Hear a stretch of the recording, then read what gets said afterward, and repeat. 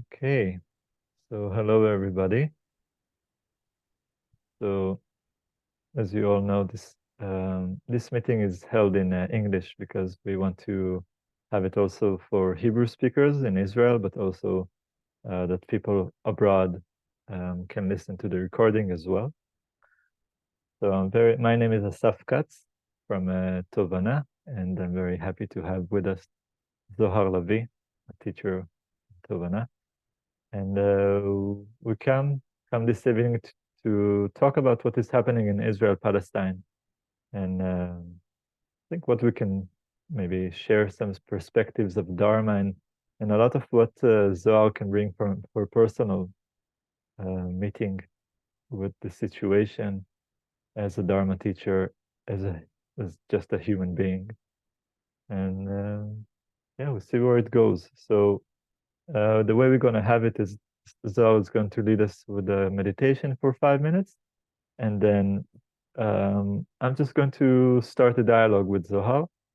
There won't be a chance for questions.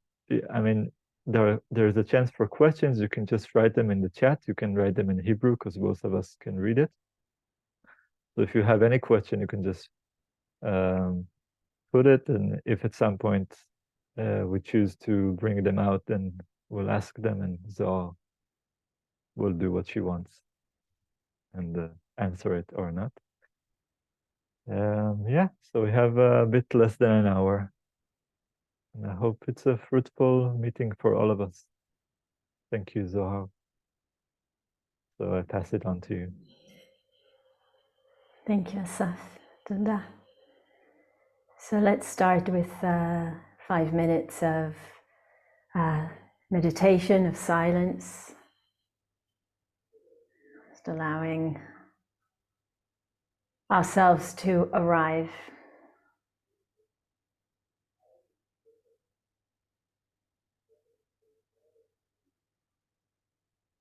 And my short invitation for this brief practice will be to come into the body if you can,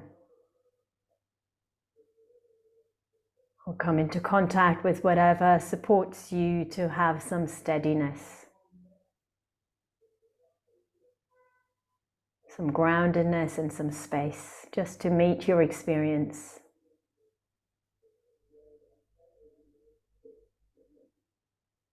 In its unfolding.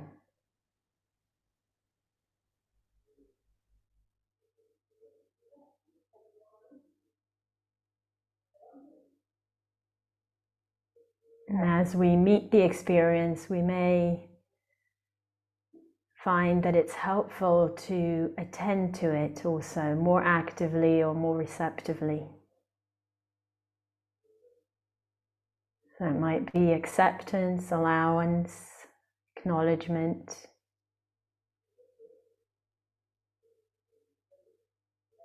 It may be softening, soothing, opening the awareness through the body space.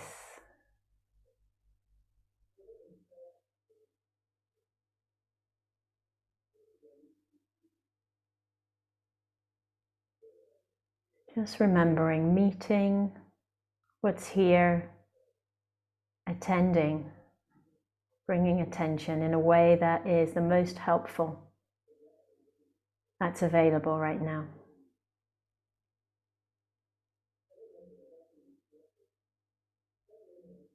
So let's take a few minutes in silence with this.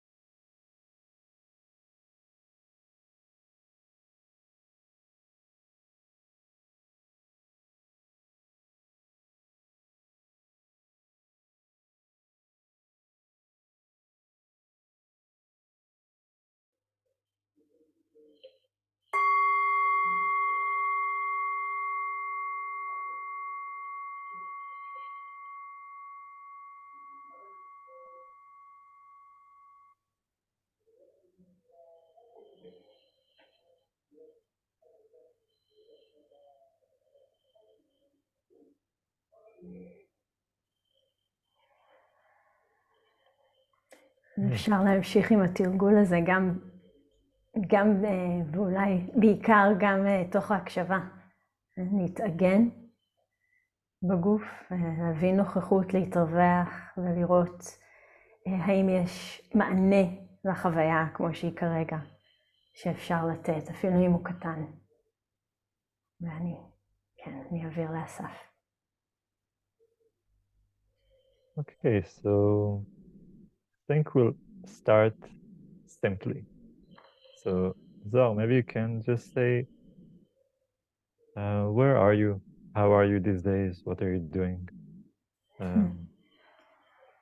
Very basic.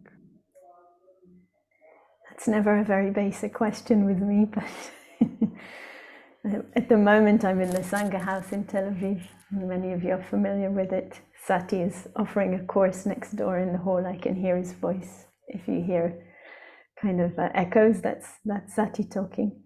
I've been back in Israel and Palestine for the last 3 weeks.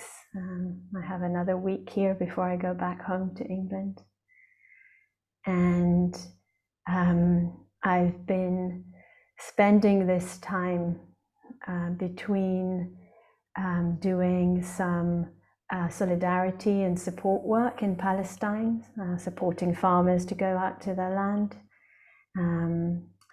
and doing different projects with families in Palestine in the West Bank, and then being in Israel, supporting activists here, going to a lot of protests as well, and then fitting in the rest of my life around that. So that's been the main priority, and I really I'll say that for me this is a period of retreat. So I took this month, which was pretty flexible for me, decided to come here to be with my Sangha in its community, both the Dharma Sangha, but also the larger Sangha, and to do this as a retreat, to do this as a practice time. So activism as a practice or presence with the difficult and the painful as a practice, as a retreat. Activism is a practice. Yeah. So, Sangha Seva's next book. Only the only book. Yeah. And because actually you came, you weren't supposed to be here, if I'm correct, right? You weren't supposed to be in. You were actually on a retreat and decided, after leaving, decided to come here. Yeah. To a war zone, which is it's a choice. So maybe you can say a bit about that. Yeah. So maybe I'll go back to a few things that you just mentioned. I mean, I think I will say a few words about Sangha Seva, but first I'll respond to this. So I was here in September and October, and every year we do the olive harvest in Palestine with Israelis and with Israeli and international meditators. Some of you here have been with us over the years. And we had to change the form this time, obviously. Woke up on the 7th of October to the alarms in Cholon, where my mother lives, like many of us here. And had to change the form of the olive harvest from spending 2 weeks living in a Palestinian village to actually going in every day, and then returning to Israel at the end of the day with different groups of volunteers that wanted and were able to come with us. And then I went back to England, which was the plan, to do a 1-month retreat, which is what I do every November. And my whole retreat, I was actually here. So even though I was in England, in silence, in a very beautiful, nourishing place, my being was here in Israel and Palestine, with all the suffering, humans and non-humans, in this part of the world, which is, you know, for those of you, you might not know me, even though I'm a Tovana teacher, I grew up here. This is part of my one of my many of my several homes. So as I said earlier, the movement to come back was very, very clear. I didn't want to carry on being at home, which is on some levels we can say easier, but it wasn't easier for the heart. The heart was very clear that this was the place to be with the pain, to be with the difficult, and to bring any support that I could. So that was why I came back, and here's where Sangha Seva comes in.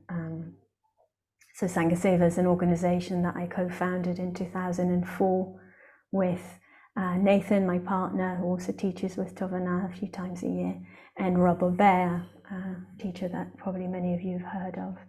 And Sangha means community, Seva means service. So community and service, and our whole ethos and exploration is to bring the practice into service and to make service a practice.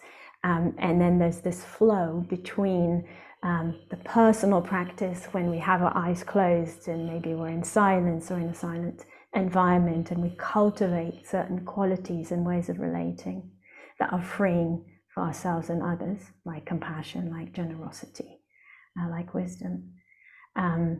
But then we also go out into the world to attend to what needs attending, whether it's working with people with leprosy in India, which is where we started, whether it's here with the Israeli-Palestinian conflict, whether it's doing environmental work in different parts of the world, whether it's working with refugees in Europe. So we kind of touch on all of that, but the movement is that movement of, okay, the practice is not just one form of practice is introspective, eyes closed with myself, but another form of practice is in the engagement.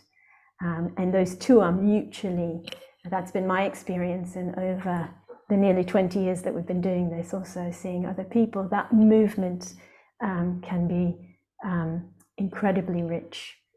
You know, we learn things, we see things, we open, we deepen in service, and then that supports our personal formal practice, and then the personal formal practice supports our movement in the world. So I did the classic of not answering your question. But, so maybe I had one spontaneous question arising, because I've known Sangha Seva for years and been with you all around the world in a way. And I find that the way you describe practice is a bit different than what I'm usual to most teachers, both Israelis and non-Israelis.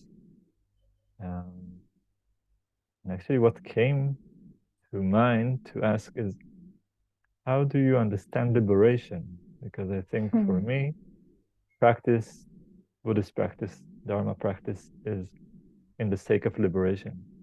And if you practice in a certain way, it means that you understand liberation in a certain way. So how do you understand liberation? Yeah, that's a great question, and a great kind of premise to the question as well. Yeah, what our understanding of whether we call it awakening or liberation or freedom, what we understand the goal to be also informs how we practice and how we share the Dharma as well for people who share the Dharma. And it's interesting, I'm having a lot of conversations about this recently that are really, really interesting, because I think it's always a really important question, but when we're in times of crisis like we are at the moment, then that question really starts to be really alive and have some fire, and we may also adjust a little bit what we feel freedom, liberation, awakening would be for us at the moment. For me, awakening is not an individual thing. So that's kind of, if you ask me, what does it mean for me? I feel almost from the beginning when I came across Dharma teachings, I was lucky to meet teachings and teachers that really emphasized that this isn't just an internal disconnected from the world trajectory, and that the goal is not just personal freedom from suffering. That's not the whole goal. But the goal, or what awakening would mean, is to be able to meet the difficult in life, in the world, which is not a rare occurrence, to meet suffering and be able to transform it. So we can say that's what we're doing in our personal practice, but also to transform it in the world. And it's interesting. It's not maybe a very conventional way of seeing awakening, even though, of course, in some traditions it is. The whole bodhisattva path, the bodhicitta ideal, being practiced as the aspiration of freeing everyone from suffering, not just ourselves, is very strong in many Buddhist traditions.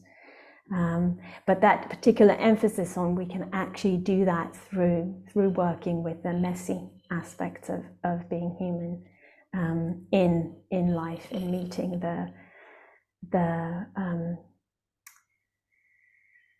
harm that we also cause to each other and to the planet that we live in skillful ways, and that all of that is a ground and is almost like a lab for awakening and for cultivation of the qualities that decrease suffering. And so I was just going to say that before, so I'll say it now, that the emphasis in the teachings on beautiful qualities, freeing qualities, we can see they all come in to this paradigm. Things like ethics, like sila, non-harming. It's a beautiful practice, a beautiful exploration that we engage with. And that is something that motivates us, and also that gets really developed, cultivated when we engage with suffering. Generosity, renunciation, determination, truthfulness, all the virya energy, all these qualities that are part of the paramis, the Brahma Viharas, the immeasurable qualities of the heart and mind, metta, compassion, joy, and equanimity. So we can start to see this relationship.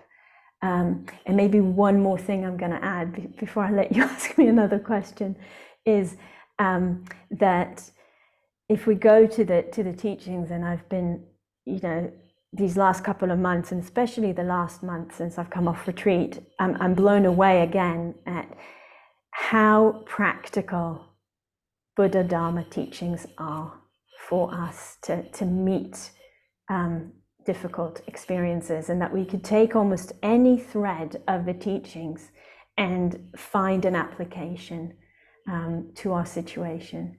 And I feel like one really important thread, which relates to what I was just speaking of, is the understanding, the seeing, and the experiencing in ourselves and in our environment of the causes of suffering.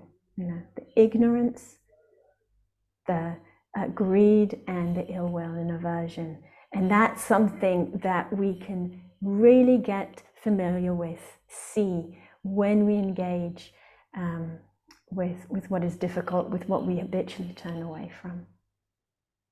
So again, I don't know if I answered your question, but I that's going to be true throughout, but I'll stop saying it. Yeah, I'm not sure if I'm looking for the answers to the question. So maybe in regard to what you just said in the end, kind of like the causes or the roots of suffering. Yeah. So I must say, being now in Israel, I'm a bit shocked these days to think it's almost 3 months like 3 months since the 7th of October. Yeah. And it's an ongoing situation. And the feeling is of intensity, I would say, of many things. Intensity of violence, intensity of depression, of hatred, very strong us and them. Yeah. And because also you touched about the liberation, which is non-personal. So maybe if you can say, when you look at society now, what do you think? What? And I see that also maybe connected to what you decided to do now, coming here. Mm. How do you see all these qualities of Dana and Metta and Sila coming into practice on the level of society, of Sangha, not just on a personal level? Yeah. And what we should do, because your choice, I must say, is interesting. Like you decide to actually go to protests and not meditating on the side and going into Palestine, I think almost on a daily basis. So doing a lot of work, much more than formal practice. So maybe it's many questions, but yeah. So but you're just going my to answer. accuracy will say I'm going into Palestine 3 days a week. So it's not just to not make me like more of a superheroine than I am. I'm yeah. It's about 3 days a week that I'm going. But I think there's a lot in what you asked, and let's just kind of unpack it, and we may need to come back to dialogue around some aspects of it. I just want to begin by saying that I feel there's a turning point at the moment. We're at a time of change. So yeah, it's been almost 3 months. I think there's a change at the moment that's happening, and I'll come back to it, but I just want to name it. I think the qualities of dana and of service and of care and compassion were very strong from the beginning. But initially they were just naturally focused on who we felt was close to us, yeah, for most of us. But they were very, very, very strong. And I think many of us could feel it, yeah. People were, and they still are, I have family members who are still working really, really hard as an act of generosity and dana to help others. And so that, I think, has been there from the beginning. But I feel like a lot of what we are experiencing, both personally and as a society, and perhaps also some of us in the Sangha, is the real different layers of ignorance, which is the root of the roots, yeah. And it's sometimes spoken of as ignorance, as delusion, as confusion, and it basically comes up when we feel threatened, which is what happened here.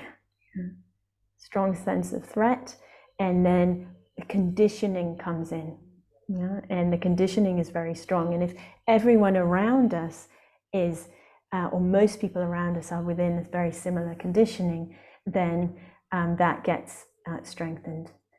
And then that, feeds hatred, again, very much related to fear, fear-based hatred or aversion or othering. And as these things build, another thing we know from Dharma teachings is our experience is constructed, it's built. So as these things build, they become more solid. Yeah, we start to experience our life, we start to experience what's unfolding, what we're exposed to, through that conditioning or through that construction that's arisen. But I feel like we are at a turning point. And I also feel we have a lot to offer as Dharma practitioners, an incredible amount. The turning point is that, I don't know how many other people have been going to the protests, but I've been feeling the difference week to week, just in kind of the type of energy and alertness that people have at the moment. And so I think we are waking up, at least parts of our society are waking up to what is actually unfolding. And as practitioners, we have such a gift and a power to offer. Yeah, both if we're working with intense personal suffering for ourselves, which we may be experiencing for a huge variety of reasons why that may be happening, you know, whether it's a friend or a child or a family member that's serving in the military again, and we're at the moment and we're consumed by worry, or, you know, something, you know, being impacted by what happened on October 7th, or just the sense of so much pain around us. So whether we're working with our personal pain, or we're going to protests, or we're attending to others through being, you know, therapists, or you know, whatever we're doing, we have a lot to offer. And that is to first of all, just like we did in the practice, to start familiarizing ourselves more with our experience, with a felt sense of experience in the body, and through that with the heart and mind, to start to recognize when there is strong conditioning, yeah, that leads to dukkha, and we can feel the dukkha, we can feel the suffering in ourselves first of all, yeah, and we can attend to it within ourselves, and to start seeing, yeah, each other. And I realized even now speaking, I've done something that that we do a lot, many of us, and I, as I said, I've just done it, which is to relate to the 7th of October and how it's impacted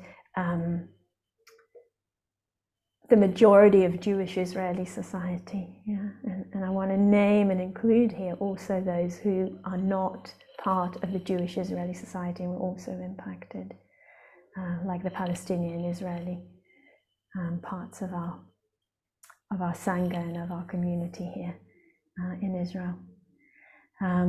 So yeah, so kind of both that basic capacity to be present, that basic capacity to find resource for ourselves, and to start looking, yeah, to start looking with kindness, with gentleness, with interest at what is actually unfolding.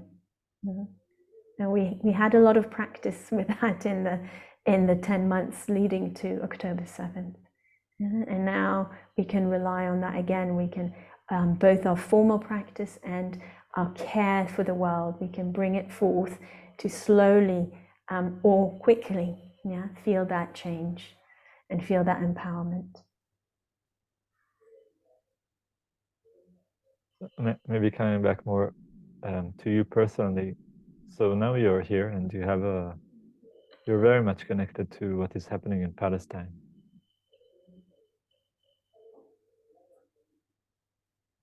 What do you find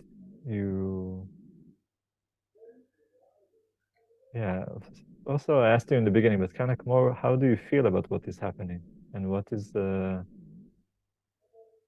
how it is to be in the situation, which I would say solidarity with Palestinians is not common around us so much. So how do you feel, and how do you feel about saying it, like bringing it out loud now, like, yeah, as also, I mean, as a person and also as a Dharma teacher, yeah. like bringing that voice? I think for a long time I've been really careful, not because I'm afraid of how people will see me, but because I don't want to bring more pain. You know, I'm aware of the great, just like how broken we are and how much grief and sorrow there is in Jewish Israeli society. And so it felt like I don't want to bring this up in a way that feels like it's either telling people that what they feel is not okay, or that they should be feeling or doing something different, or that that they're not good enough, or just to add more load of the pain. Because I think for many people that I've been meeting since October, since the olive harvest, it's been not that they're not aware and that they don't want to be there, but it's just too much. Yeah, it feels like there's so much pain here. How can I also hold or contain or even come into contact with more pain? And I think that's a really interesting question for us. I'll come back to that. What's really struck me, both in October and now, is actually how similarly we're experiencing things. So my Palestinian friends are, like many of my Israeli friends, glued to their phones and to the sources of media, constantly wanting to know what's going on. I think overstimulating themselves with that. There's a sense of hopelessness and despair, which I think is also quite strong in Israel. There's a lot of grief. Yeah. And initially there was also a lot of like, how are we actually going to meet? How is this meeting even possible at these times? And that's really changed. It's really amazing, going every week with a group that changes, different people, but also some that come every week. And the basis of friendship, and maybe I didn't say, I'm going to the same village that I've been working in since 2009. So there is a really, really strong sense of friendship and trust already. And so we're building on that, but it's not me coming. I don't feel like the Israelis are coming to help the Palestinians. Yes, we can do things for them that they can't do for us, like give them a sense of safety to some degree, going out to their lands. But the friendship is mutual, and we receive, as much as we give.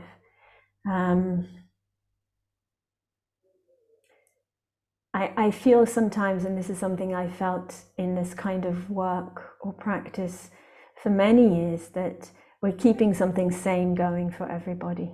It's not just about me and my friends, it's about keeping this thread of sanity going.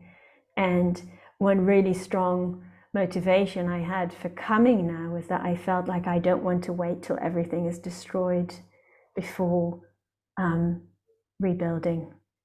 And I think this is really true for each of us personally and as a society, and whatever aspects of being here we're touched to operate, if we can, not to wait till things are destroyed before we rebuild. And it's the same in our personal practice. Yeah, we've had a bad day, bad sitting. And it's like, I know this sometimes from retreat, I just come to the next sitting and think, oh, well, that one was bad, so I'll just let my mind go crazy this time as well. And then eventually when I reach the bottom, then I'll kind of start building up the beautiful qualities. But, we know that's not what we really want, and we know that's not what really works. Yeah, I mean, I'll just say that as far as, and this is one of the changes I'm talking about, it was much scarier to stand on the streets of Tel Aviv with an anti-occupation sign in October than it is now. So I just want to name that. I was doing that, I was on the streets with a sign on Monday.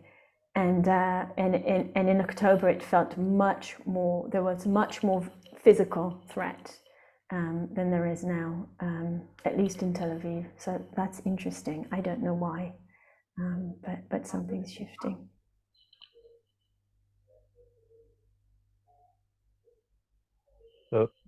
So you brought a little bit of hope,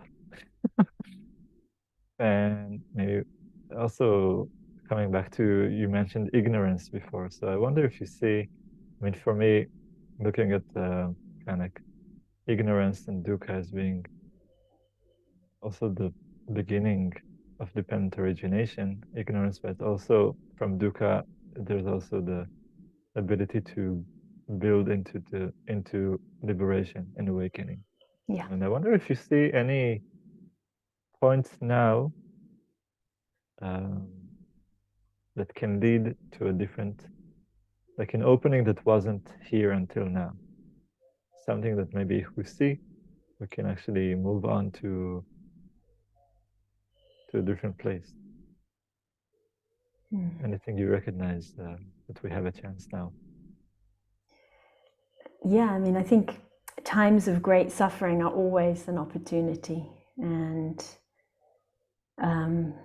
maybe this is another thing to say that is very different to the conventional narrative, that we get in Israel, but Palestinians just want this to be over, and they want a sense of safety, the ones that I meet at least, which are not everybody, but I think to kind of really emphasize that we do have a possibility to make a change in our lives here together. That is my sense from this great suffering, if we can turn to it. And from that sense of great suffering, of dukkha, that understanding of the causes, it goes back to seeing the causes and getting that faith. That's the next link, in transcendent dependent origination, the dependent origination that leads to liberation, to awakening. The faith, this is how the mechanism operates. And if this is how the mechanism operates, then there's something we can do to transform it. And when we transform it in here, this is where it needs to begin. Then we're also affecting change externally. And the more we see it and the more we experience, the more we gain this faith in that possibility.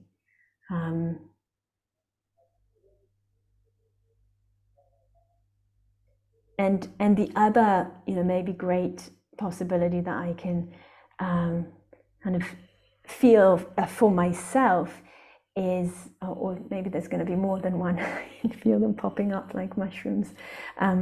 One is the sense of, whatever I'm meeting out there that is difficult, and this is in the dynamics. We've had it, in Israel for the last year plus. We feel the polarization. I feel the difficulty. I feel just the great heartbreak, or the anger that comes. If I learn to work with it skillfully here, even for a moment, that shows me that there's possibility. What we can do here as individuals, we can do here in the space between us. And when we can do that, also between us, then it impacts our experience internally. Certainly in these weeks, going to Palestine, it's one thing that's been amazing is to see the transformation just from that little bit of, compassion, care, solidarity. I'm here with you.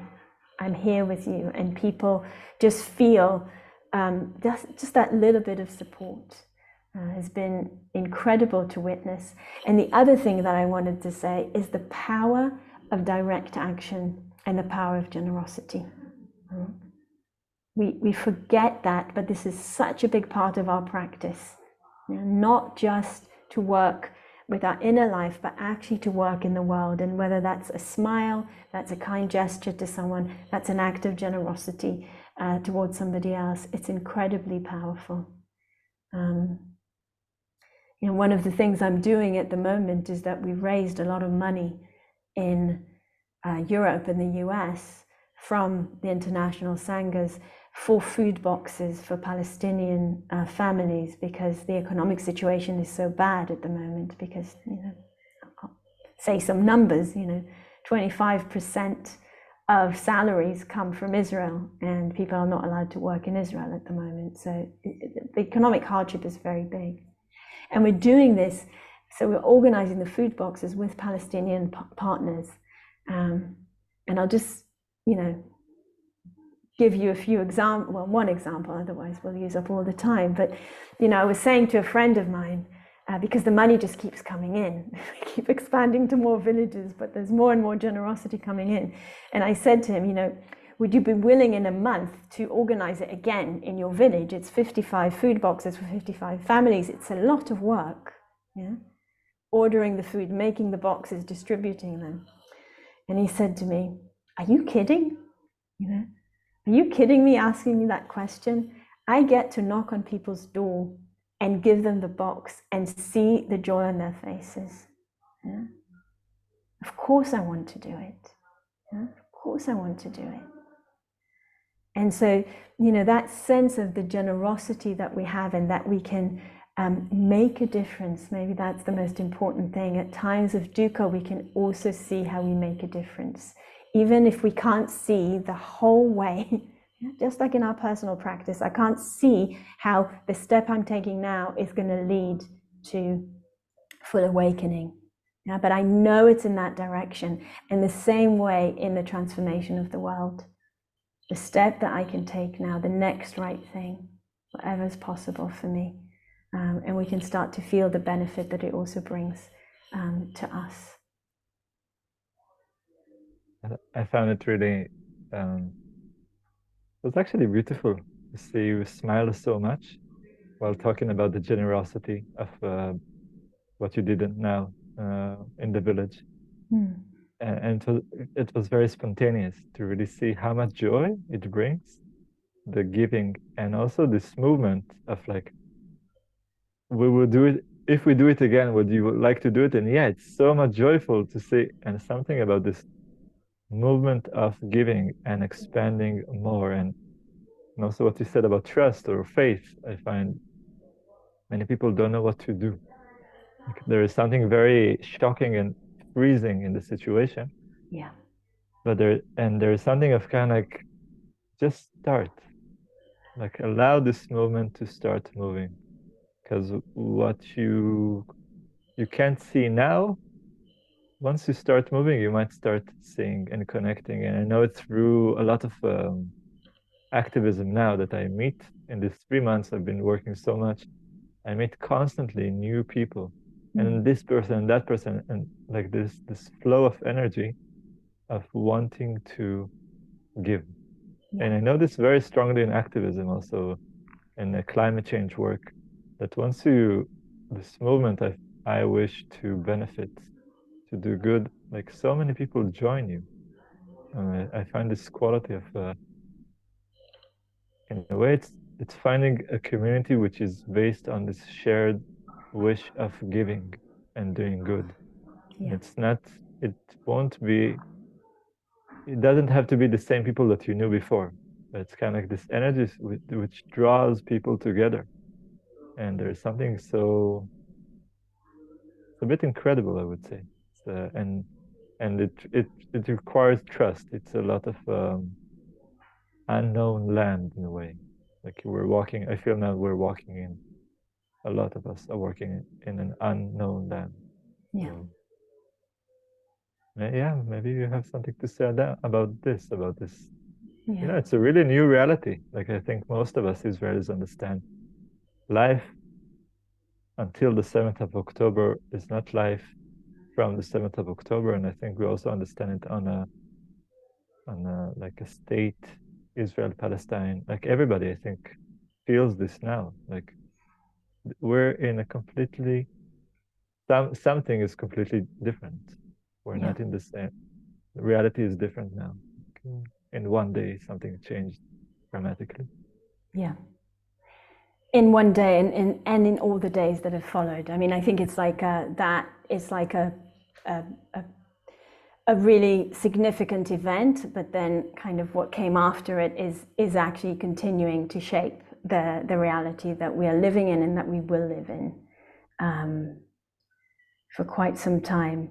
But I think, you know, back to kind of the opportunities, I think this that you're pointing to, both the things that you pointed to, but I'll start with that, the sense of things are different. Yeah, the world that we thought we knew has changed, and we don't actually have the ground, a lot of the things that we thought we could rely on, now that we thought we knew.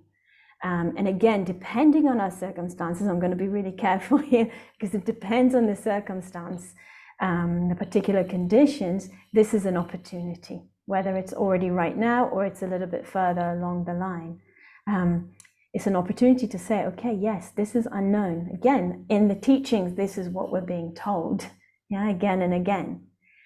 So we're living more in the unknown, and at the same time, that question of what do we know? Yeah, this is a really important Dharma inquiry. What do I know? Yeah. What do I know?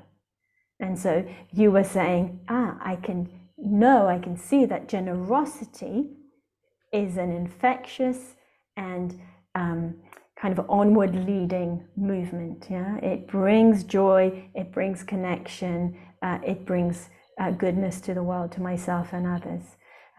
We can also know that, yeah, that contractedness, hatred, enmity, they bring the opposite, they bring dukkha. So what do I know? And making these little steps, both in the inquiry and in the actions that we take in the world. But it is really, and it's not, it's the kind of opportunity, you know, that I wouldn't wish on any of us. You know, it's not like I think, oh yeah, it's great that that happened. No, it's awful. Yeah. And I wouldn't wish it to you know, for any of us. But, you know, I also work as a Dharma teacher with a lot of people that are dealing with grief or with long-term illness or with terminal illness, you know, and there too we can learn to see that, see the opportunities in that, even when we don't wish for ourselves or for others to have that experience. You know, we can see the opportunity. And as practitioners, yes, we already have the tools and we have the teachings and we have the support of the Sangha to do that. And it can be a real question for us as a Sangha also, how do we incline to that exploration? What are the opportunities? What opens up? What can deepen in this experience? Getting close to the end, I have one question before I let you say whatever you wish. So, I thought I was doing it the whole time. You were doing it all the time. So one thing I found, which is for me interesting, that a few Dharma teachers, which I know, which are living in Israel but are not Israelis, they weren't born, like they don't have a strong Israeli identity because they weren't born here. They have a different view of what is happening, and it's in a way it's based on their identity because they don't have a strong Israeli identity. They have a different view, and I'm not trying to say even if it's better or not. It's kind of a point of view. And do you have you also have, like, you're living most of the year abroad, and you're like, you have a mixed identity in a way. And I just wonder if there's something you feel that you see or differently than what most of us see. And it's not about being better or something, but really I wonder if there is something you feel that you see. Yeah. Yeah, it's a really good question. I mean, you know, I grew up here, but, you know, as you said, I've been spending a few months a year here, but not living here all the time for quite some time. But my sense is, even more importantly, I've been practicing with this territory of identity. A lot to do with the fact that I've been working in Palestine as a practice since 2006, and so I think a lot of the identity conditioning has been challenged over the years. And because I came with a sense of this as a practice, I could see it. And I find it difficult to speak to this particular group of people as if you are representing Israeli conditioning. Like, I don't believe it. I don't want to see you in that way. And I don't know what your views are, or what your perspectives are, what you see, you know, around what's going on. But I think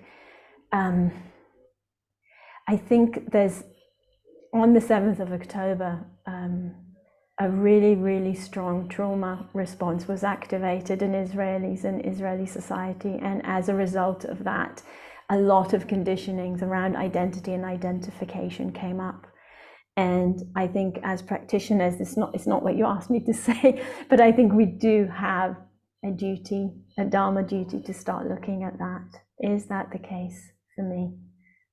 Because, you know, it's not the case for everyone for whatever reason.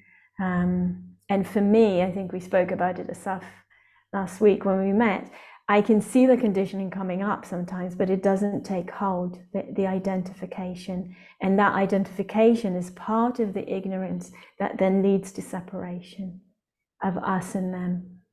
And that is, of course, supported by the environment around us, what's in the media, what we hear, what we see, and what we don't see. So, and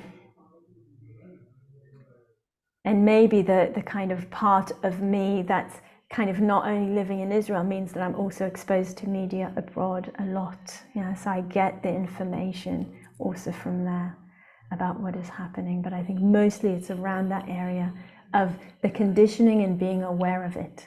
Yeah, because the places that we get, where there's most video, when there's most ignorance, is when we're not aware that it's there.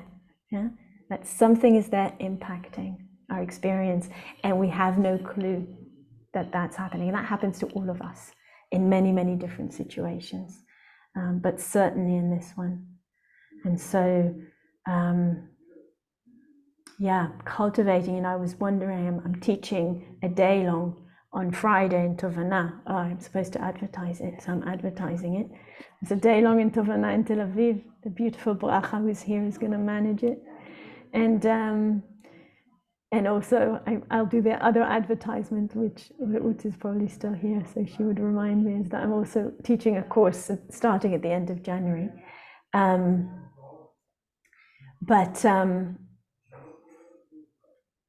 Kind of when I was reflecting on this day long on Friday, I was realizing, what is it that I want to offer to people? And it's that capacity to start looking, and to start seeing what is going on with more clarity.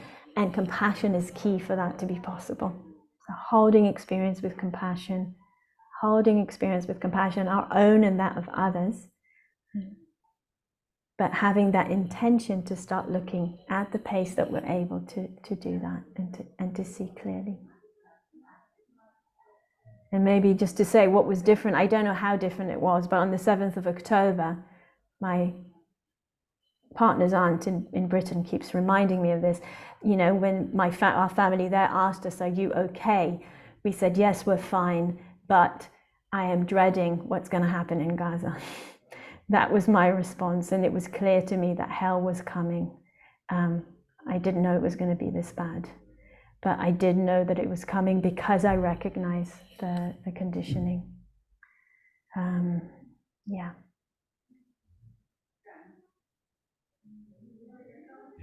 Yeah, I had the same response on the 7th of October. Yeah. So we're just about to finish, and as we did until now, you can say whatever you wish. So if you have some closing, anything you wish to end with.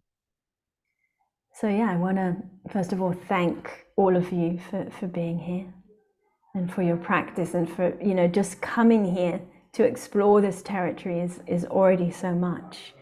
And I want to thank Asaf for agreeing to do this and hosting it so beautifully.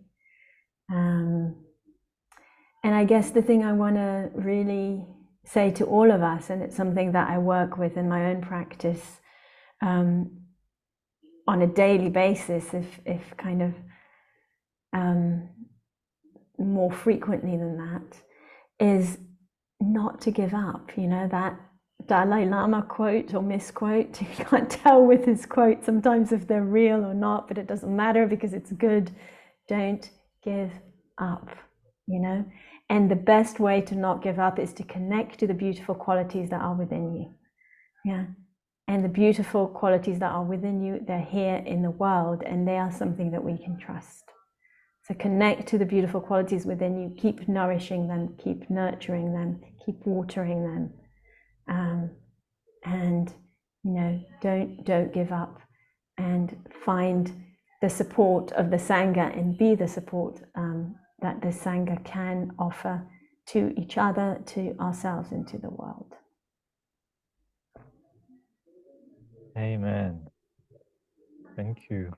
So I wish these qualities, words, feelings, expressions, intentions will flow on and bring a lot of good to the world. And thank you for all that you're doing, and for coming here and having this interview. And whoever sees this recording, please spread it. You're invited. Can you say something about the Friday study? So I'll It's just I'll ah. just stop the recording and then you can stay.